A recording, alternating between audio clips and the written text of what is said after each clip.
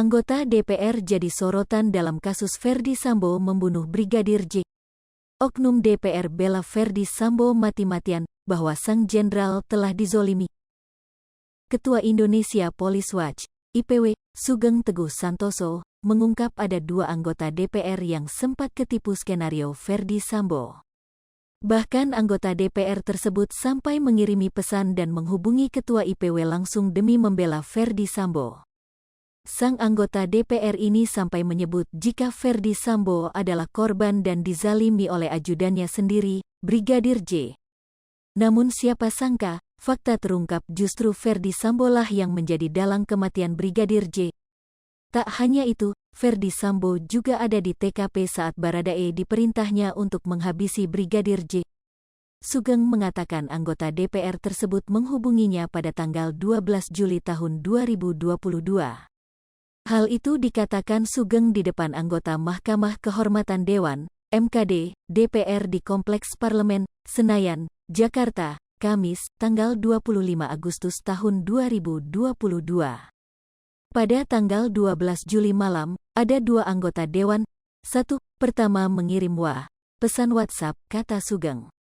Sugeng mengatakan anggota DPR itu awalnya mengirimkan tautan berita soal pernyataan Komnas Perempuan yang menyebutkan bahwa istri Irjen Ferdy Sambo, Putri Chandrawati, harus mendapat perlindungan.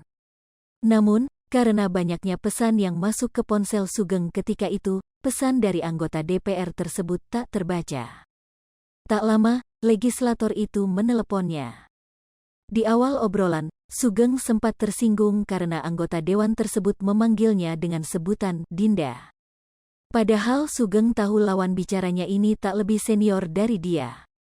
Tanpa menyebutkan nama, Sugeng mengungkap bahwa wakil rakyat tersebut pernah menjadi pengurus suatu organisasi hak asasi manusia, HAM, ketika dirinya sudah menjadi wakil ketua organisasi itu di tingkat nasional.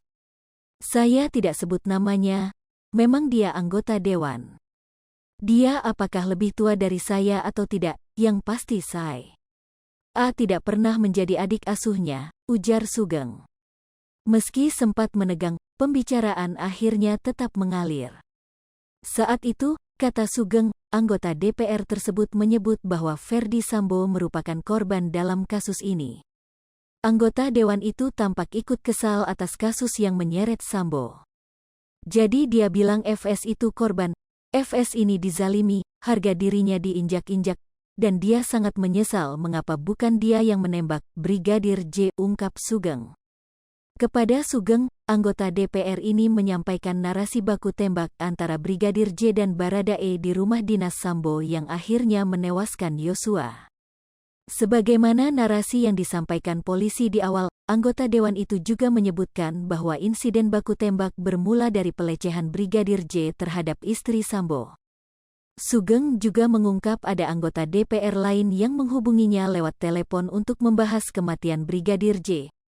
Namun, Sugeng memastikan anggota DPR ini tak berupaya memengaruhi pandangannya terkait kasus ini.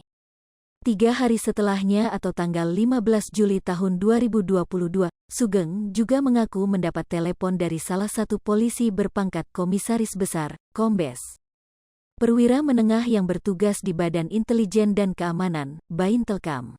Mabes Polri itu disebut Sugeng menyampaikan narasi kematian Brigadir J sama dengan pengakuan Sambo di awal. Hai pemirsa Sri Popo TV, jangan lupa komen, like, dan subscribe, serta tonton terus berita-berita terupdate lainnya ya.